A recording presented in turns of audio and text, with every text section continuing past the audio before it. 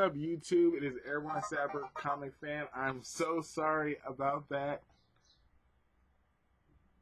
Alright, it's on vibrate. But anyways, alright, let's get back to what I'm here for. I'm here for David's Comics Finds and Mr. Rigamortis 200 sub contest. I'm not even, I'm so late, but I'm happy I'm so late because I really worked on this story. But anyways, all right. So these two are great people in our community. I mean, this is like one of the reasons why I love this community, because the people are so awesome. We look for books and help out each other without even expecting things to come back to us, and that's amazing to me. It is awesome to me, and I'm loving it. Like McDonald's, I'm loving it. But anyways, these are great YouTubers. Davis Comic Finds, he pulls some awesome books. Mr. Rigamortis, he's awesome. Does art for other YouTubers, and just his videos are just crazy. You can tell that he's doing his channel for himself, like, in his own skin. He can just sit back and chill and make a video, and don't have all this setup or all these special effects or whatever. He just does it, just chillax. Bring that word back. But anyways, congratulations on hitting 200 subs. You guys should have been there a long time ago. And this contest is awesome. So I'm really happy to do this for you guys. All right, now I'm gonna do Davis Comics Finds first. Okay, all right, here's my sheet. Okay, so Davis Comics Finds. Let's go with his. Okay, your favorite Spider-Man villain. Now it was a mix-up between me. I mean, two characters I really thought that were just like a crazy villain. Two Spider-Man, but I had to go with Venom. Just because, I mean, to me, Venom is like Spider-Man on steroids. I mean, he's all bulked up. He's not slim, Spider-Man may be like a daddy long legs. Venom is like a tarantula, to me. Venom is a just killer character, and I believe he can easily kill Spider-Man with his tongue. This guy is ridiculous. So I think Venom is definitely my favorite character for Spider-Man. Just enemy, not character, but like just villain. Man, Venom would just kill him. Like, if he wanted to, I think he would have just slaughtered him a long time ago. All right, the next question is favorite Spider-Man cover. Now, again, this is like one of the reasons when I really started getting into comic books. I love seeing covers, and then someone would be like, "Oh snap, that's an homage to this cover," and I love that effect. I love that current artists would do covers to homage icon covers, previously. I mean, I just love that. I mean, to me, that just shows respect that the artists have with people that came before them, and that's one thing that I loved about like when I started really digging into comics. And one of the biggest covers, I think, and to me, I mean, I know it's high, but still I think it's underrated, is Amazing Spider-Man 300. I mean, this cover is so sick. it's just ridiculous. It has been swiped so many times, and I think that this cover is just. I love this cover, and it doesn't look like it's crazy, or it doesn't look like it's. I don't want to say McFarlane put in a lot of work, so I don't want to throw shade on him, but doesn't look like it's just like more detail like the other covers. But this cover is just awesome. This is my favorite Spider-Man cover. I just love he's just like the way he is. He's like, hey, fools, I'm back, with a vengeance, So that is definitely my favorite comic book cover for Spider-Man. The next question Davis has, rank these Spider-Man artists in order. So a lot of these, I'm not gonna lie, I didn't know too much about them, but this is my lowest from highest. Okay, Ron Francis, Mark Bagley, Eric Larson, John Romita Jr., John Romita Sr. Of course, I got to put the senior before the junior. Todd McFarlane and Steve Ditko, the man who started it all. So those are my artists in order. I wish I had books, but I really don't collect Spider-Man like that. Here's my number two, Todd McFarlane. But I don't collect Spider-Man like that, so I really don't have anything unless it's a hip hop, and I know none of these artists did that hip hop cover. But yes, great questions, Davis. I really enjoyed it. Actually made me look at my Spider-Man stuff, and I was like, dang, I have no Spider-Man stuff. But anyways, okay, now let's get to Mr. Rigamortis stuff. What's up, YouTube? Now, this is Mr. Rigamortis' question in his part of the contest. Now, the first question that he has is, what is your favorite soundtrack to a comic book movie? Now, mine, of course, a lot of people have it, is Guardians of the Galaxy. I guess I'd say Volume 1, because there's a Volume 2, but Guardians of the Galaxy, the first one. The reason why I like this soundtrack is because it's very soulful. I really love the music of this. It makes you feel happy. I remember there was a time where CDs were invented. I mean, I don't know if you guys remember CDs, but yeah, I had like the Motown put the like 20. I don't maybe 20th anniversary, but they have an anniversary of like the Five Tops, the Jackson 5, Marvin Gaye, the Temptations, Gladys Knight. I had all those albums because I loved those albums, and especially I really collected them, and I brought them overseas with me. So whenever I had a bad day, and I'm talking about a really bad day, I would just sit there on my CD player, and yes, I had a CD player with the button, so when you shake it, it doesn't skip. The tremble button, I don't remember what it was called, but I had that, and I would just listen to them, and I would just be happy again, So, and that soundtrack definitely reminds me of, being happy, So I would have to say that is my favorite, CD for a comic book. The next question is right here. What is your favorite run in the 90s? I know Doom hit on this, but I have to agree with him, and like, I wasn't really collecting in the 90s, so when I started collecting, one of the things that I read and that was current in the 90s was Infinity Gauntlet, and I love this. I love this story. I love this just arc, and I love this. This is an amazing story, and just this story just gets me so hyped for the movie.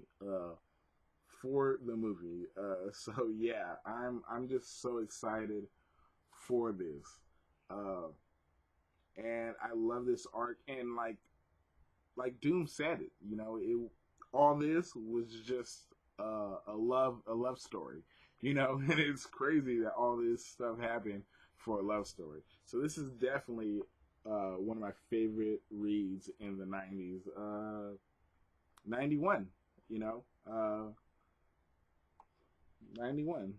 So definitely a great read. The next question, the next question that I got, where's my paper go? Okay, I lost my paper, but whatever. We're gonna keep this moving. The next question that Mr. Rigamortis asked is, if you were, I'm trying to remember this, if you were a comic book artist and your publisher or manager told you to mix up, you got to mix up some things and you got to write something. You have to basically write something to kill your favorite character off. What would it be? So, my favorite character, you guys know, is Deadpool, and I've been working on this for a while. So, like, I'm not playing around. All right, here's some of this that I wrote. Here's another page that I wrote, and I think here's the last page. So I worked on this. So you know what? Deadpool is my favorite character, and we are going to present you guys with the Hunger Games. So, Deadpool, Hunger Games. Okay, now, I'm sorry, but this is going to be long because I'm reading this. But if you guys want to skip it, go ahead. Just make sure you leave me a thumbs up. But anyways, okay. So this is gonna be called the Hunger Games with a Z, so I don't get sued. But this is gonna be a 4-part miniseries. The artist is gonna be Scott Kablush. I hope I'm pronouncing that. He did a sketch for me, if you guys don't remember. But this is like the style of his art right here. I mean, it's kind of goofy, and that's kind of what I'm going for. So that's gonna be the artist. So, of course, I'm going to be the writer. But the villains of my story is going to be Mojo.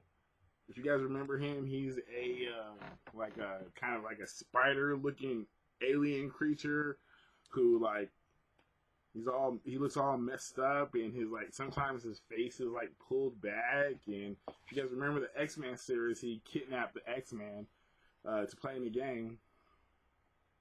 But anyways, and Arcade, you know.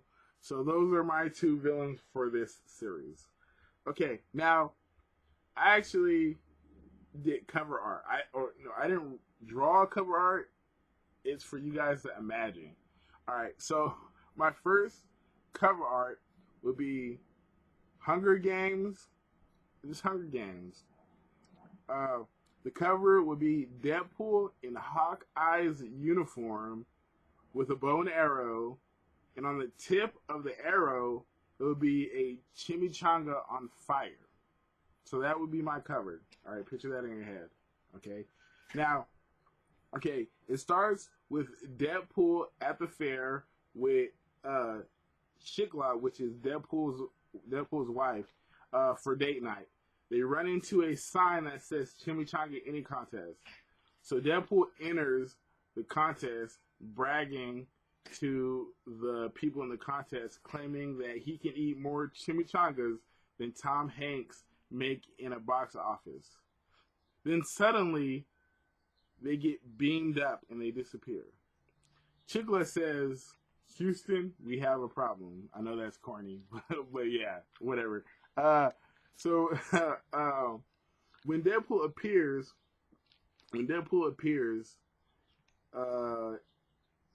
he's in this gorgeous Greenfield plains with waterfalls, lakes, mountains, open fields, and caverns and caves. Okay. He sees a lot of famous people there. He's shocked. He's trying to get autographs. He sees Terminator, Predator, Chucky, Alien Queen, Bender, Freddy Krueger, Jason, Mr. Rogers, Johnny Five, It, and many more people there. Suddenly, a hovercraft comes down and appears, and it's Mojo in Arcade. Okay, that was issue 1. Alright, I kind of messed up, so I gotta flip it. Alright, now, issue 2. Alright, here we go. Issue 2. The cover, the issue is called Hunger Games Pool on Fire. Now, the cover is Deadpool in the Marilyn Monroe pose where she's like under the vent, you know, and her dress is getting up. But it's Deadpool in that dress, but he's on fire, you know, and you can see on the cover, you can see that Human Torch is lighting him on fire. So that's the cover for cover 1. All right, cool. All right, cool. So Mojo says you are all chosen for being the best killers, and now it's time for you to test your skills and see. Yeah, test your skills to kill and see who's standing still. Deadpool interrupts and says, "Well, where's Beta Ray Bill? This is one hell of a thrill. I love this planet, a great place to chill. Spill, peel, brill. Stop rhyming, fool. You're not my homeboy, Dr. Seuss." Mojo looks pissed. He says, "Well, we'll see who's standing last."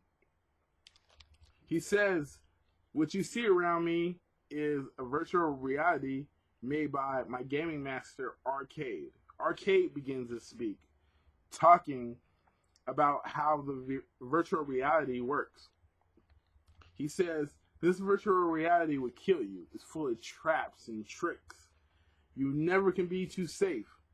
Deadpool interrupts and scrapes a contest off his sword and says, "Can we start killing people now?" Arcade says, "You guys have 12 hours to survive, and whoever's standing will move to the next round." Mojo screams, "Let the games begin." Okay, now that was issue number 2. Alright, so I got to flip back because I kind of messed it up. But anyways, alright, issue number 3 is Hunger Games Hummingbird. So that is the title. Hunger Games Hummingbird. And the issue is Deadpool. I don't know if you guys watched Hunger Games before, but you know how Katniss does a little, the little whistling sound, you know, like, whoo, and everyone does it? Yeah. Well, Deadpool is doing that, but he does that, and an owl hops on his, like, he's doing this, and an owl hops on his fingers, and he's thinking, like, who are you? So, I know it's corny, but it's my comic book, son. I can do whatever I want to. Alright, so let's go back. Alright, so, okay. Now the third issue. The games begin. The slaughterhouse. Blood, guts everywhere. At one point, Deadpool is versus the Predator and sneaks up on him. The Predator couldn't see him because Deadpool is covered in something like mud. The Predator says, "You smell like," and Deadpool cuts his throat off. Then Deadpool goes after the Terminator. He cuts his arms, cuts his legs, and tells him, "I'll be back." That's my lame Terminator voice. Alright, but he tells him, "I'll be back." A volcano erupts and kills Johnny Five. An avalanche falls and buries Mr. Roberts' sniping nest. Deadpool tackles Jason, pushes him to the ground, grabs his bat, and yells, "Batter up!" And before he can bash Jason's head in, a bell rings, and they're transported. Now that is issue 3. Yeah, that's issue 3. Okay. Now issue 4. Issue 4 is And then this is what the cover looks like for issue 4. Or the name is The Hunger Games to the Victors Go the Spoils. And you can see Deadpool on the top. You know how they do the first place, second place thing? Deadpool on the top, like, yeah! And then you see Mojo and Arcade in second and third place, but you see their tombstones. You don't actually see their body. Alright, so here's how it ends. The last issue, guys. This is what mainly took me a week. But anyways, so all the contests were transported into the dining room with a feast in front of them. Mojo and Arcade sitting at the head of the table. Eat up, Mojo says. You'll need your strength for the next round. And it will be harder and it will be longer. That's what she said, yells Deadpool. It better be, because that last round sucked like Ronda Rousey's last fight.